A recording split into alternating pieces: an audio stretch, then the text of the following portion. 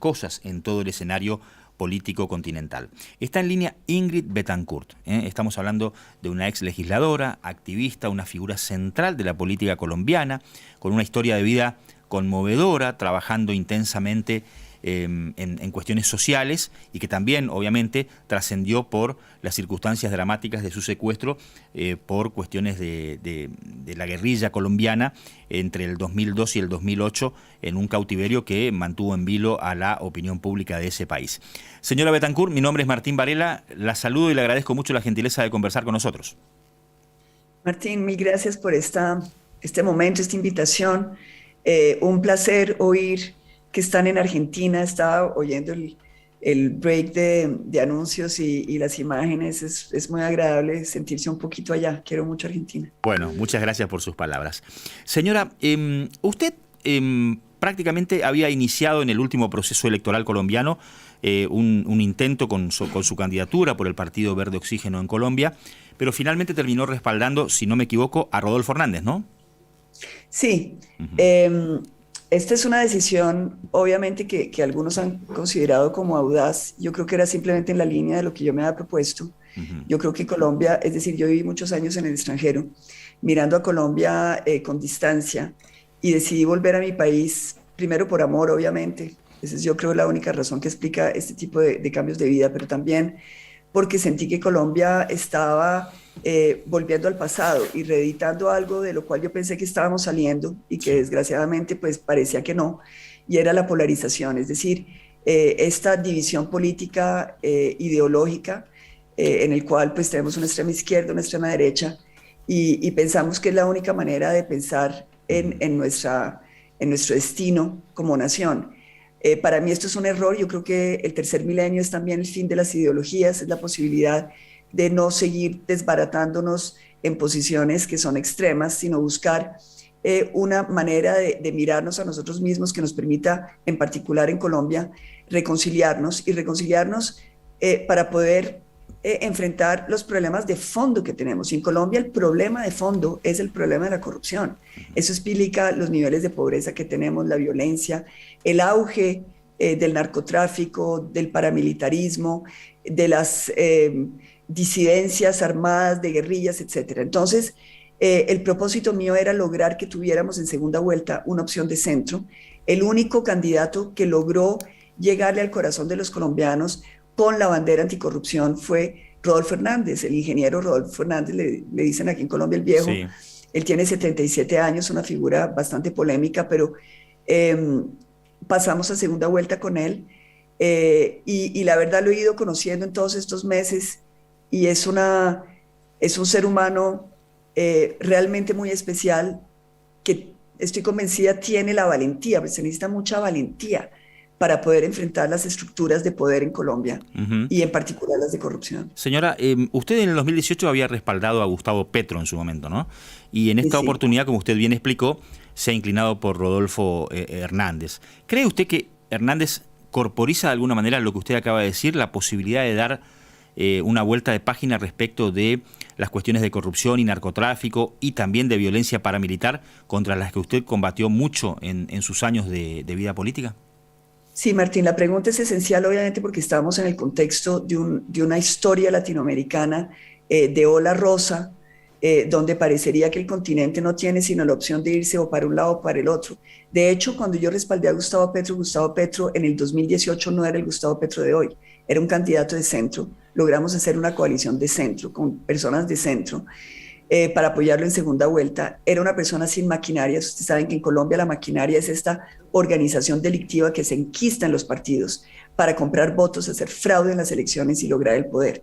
Él estaba libre de esas ataduras, era un hombre, digamos, con una retórica diferente y con un programa de gobierno mucho más de centro. Él se radicaliza a partir de haber perdido la elección del 2018 y comienza a tener una lógica muy perversa, que es la de aceptar cualquier tipo de apoyos con tal de llegar a la presidencia. Y en estos apoyos están todos los políticos más corruptos del país, la gente que está sindicada en la Corte Suprema de Justicia por actos de violencia, en particular por tráfico de secuestrados, personas que están ligadas al narcotráfico, a través del paramilitarismo, que obviamente es una ideología adversa, pero ahí llegan, personas que han estado, es decir, todo lo que ha sido la alcantarilla de Colombia llega a apoyar a Petro, y él muy curiosamente se vuelve el establecimiento. Hoy en día el establecimiento es Gustavo Petro, un establecimiento reencauchado con una ideología de izquierda, pero un establecimiento con todo aquello que le ha hecho daño a Colombia, es decir, con todo lo que hace que Colombia no pueda avanzar, no pueda prosperar, que es la corrupción, esas talanqueras donde el erario público se reparte entre los amigos, y esto es lo que hemos querido evitar. Rodolfo Hernández yo creo que sí es una respuesta, primero, colombiana. Él no existe sino a través de que los colombianos quieren salir del sistema, quieren patear el sistema, quieren liberarse del secuestro de la corrupción. Esa es la realidad de Rodolfo Hernández, un hombre que fue un alcalde exitoso en Bucaramanga, una ciudad, digamos, no muy grande en Colombia, pero importante lo suficiente, que logra transformar a su ciudad, sale con el 84% de favorabilidad, raro cuando se acaba una alcaldía. Es un hombre radical en sus conceptos, con mucho carácter, con mucha voluntad de acabar con la pobreza en Colombia, a sabiendas de que la pobreza se acaba enfrentando la corrupción. Entonces, es un cuadro histórico bien interesante, porque sería la primera vez en que en nuestro continente logramos salirnos de esas camisas de fuerzas ideológicas y presentar un candidato y una opción de gobierno que rompa el sistema tradicional de los partidos de izquierda, derecha, el esquema tradicional de las ideologías del siglo XX, el esquema tradicional de la politiquería y de la corrupción, que es lo que en realidad tiene presa a toda América Latina en esta imposibilidad de ser lo que queremos ser, es decir, países que le den prosperidad a nuestra gente, países del primer mundo, si se quiere.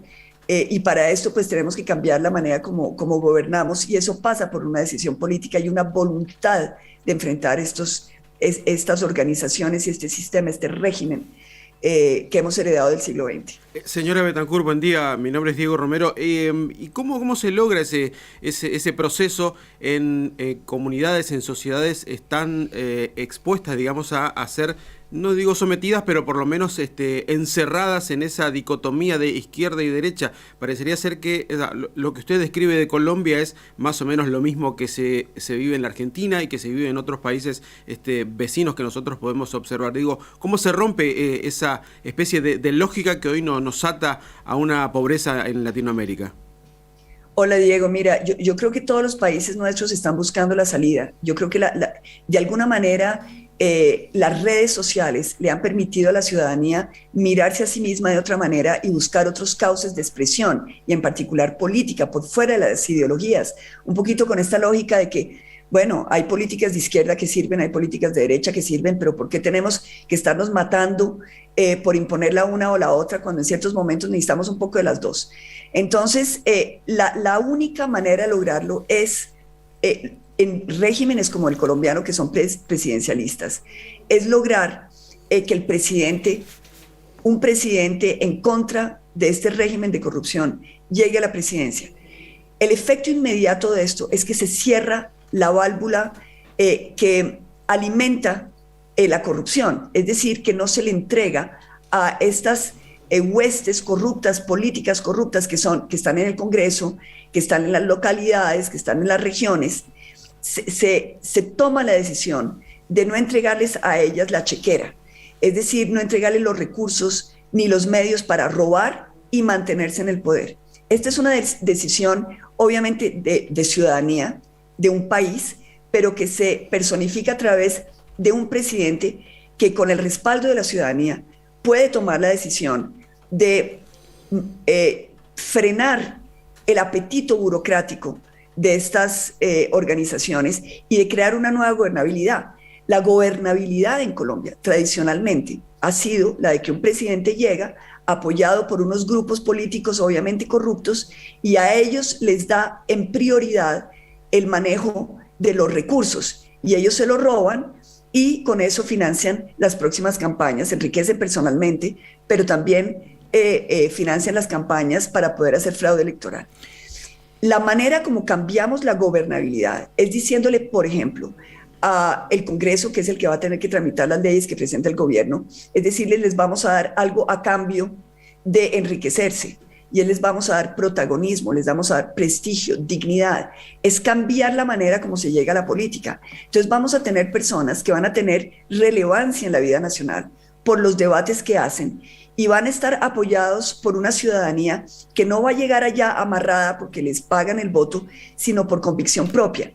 Esto es una transición que se viene dando en Colombia desde hace 30 años. Nosotros en Colombia inauguramos esa política que llamamos de voto de opinión, de lograr que los ciudadanos apoyaran una opción, primero al Congreso, hoy a la presidencia, sin los amarres de la política tradicional. Lo muy curioso es que en Colombia, por primera vez en nuestra historia, desde hace 200 años, tenemos a alguien que pasa a segunda vuelta, que no tiene compromisos, no ha comprometido ministerios, no ha tomado alianzas, no ha hecho componendas para llegar al poder. Y lo que lo sostiene son dos cosas bien interesantes.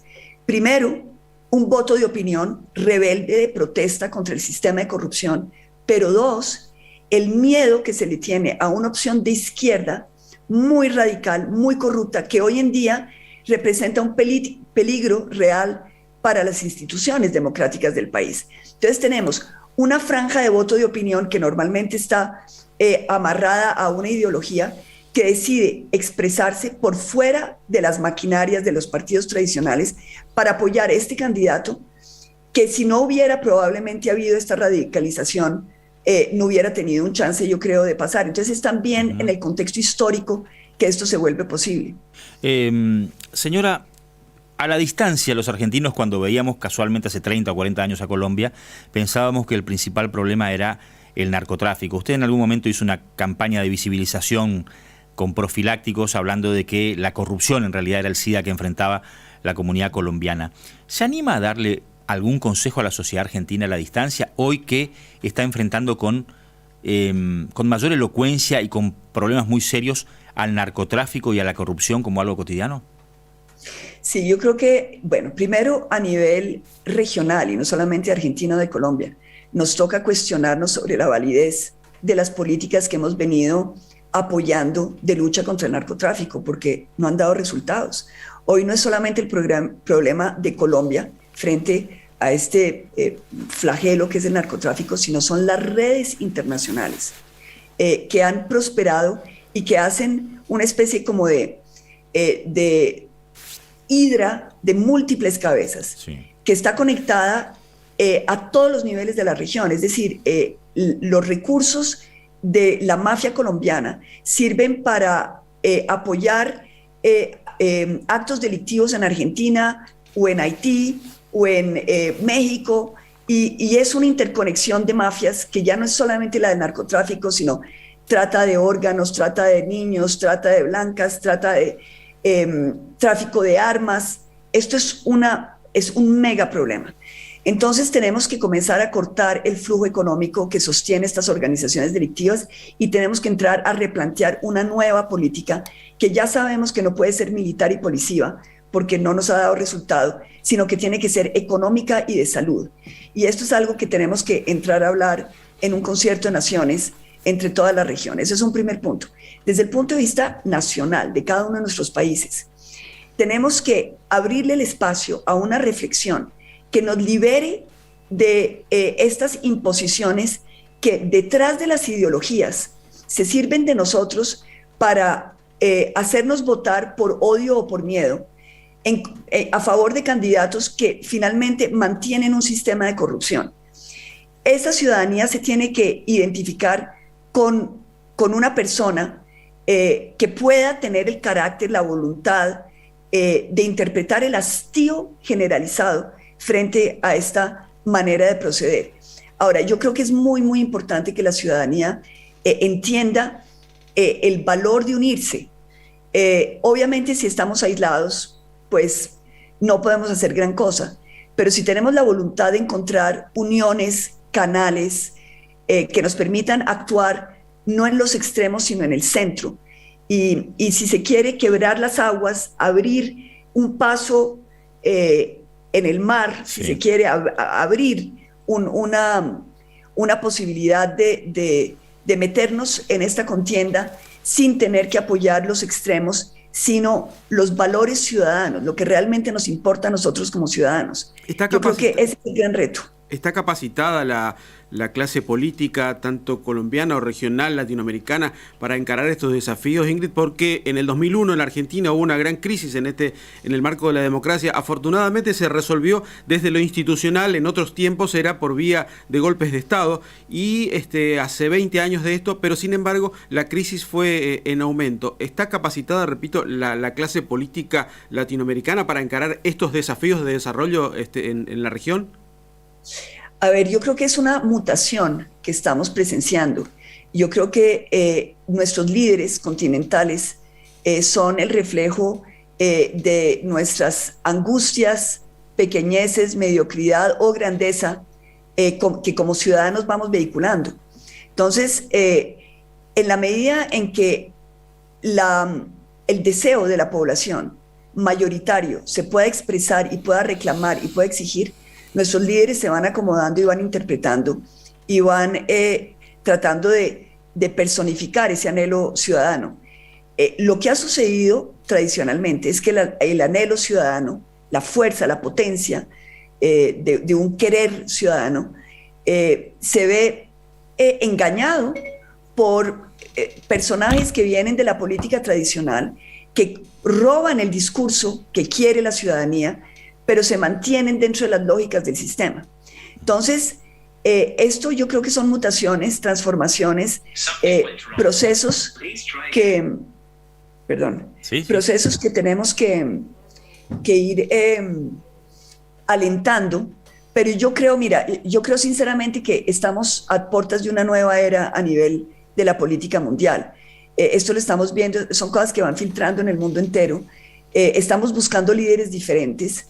Esa búsqueda de líderes diferentes no siempre es óptima, no siempre es la que uno quisiera, pero lo que sí sentimos es que el liderazgo ya no es el liderazgo del conocimiento per se, es decir, de exponer unos programas porque el diagnóstico está hecho en todos nuestros países. Tenemos tecnócratas que nos dicen exactamente cuál es la mejor solución en uno u otro problema, pero sí necesitamos líderes con imaginación, con emoción, que permitan tener la valentía, el coraje de su carácter, de su experiencia de vida, de su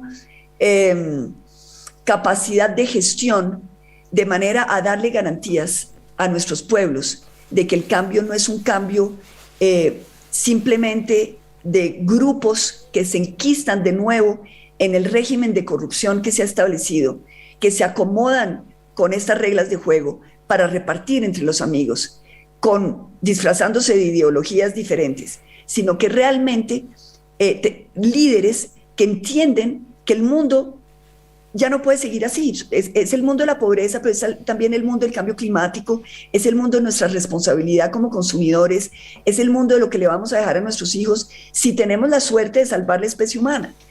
Es decir, yo creo que este imperativo climático nos está poniendo contra la pared, forzándonos a ser mejor de lo que hemos sido antiguamente. Entonces, es una transición que estamos viviendo, yo la veo en el mundo entero. Estoy viendo cómo los líderes van cambiando de estereotipos, cómo las votaciones, las elecciones van llevando gente diferente, no necesariamente de la trayectoria política tradicional de nuestros países. Fíjense, les voy a poner un ejemplo. Estamos viendo a una estrella nacer, que es el presidente de Ucrania, Zelensky. Cero político, un hombre que estaba en el teatro, en la comedia, y muy que logra interpretar esa voluntad ciudadana muy particular. Y yo creo que eso es lo que está saliendo, es decir, gente con corazón, con alma, que decide por carácter enfrentar un sistema que tenemos que ir reemplazando. Señora, le mandamos un beso enorme desde Argentina. Le agradezco mucho la paciencia que ha tenido, cómo nos aguantó, la buscamos mucho, queríamos este testimonio y nos pareció muy valioso poder escucharla. Desde Corrientes, en Argentina, le mandamos un gran saludo.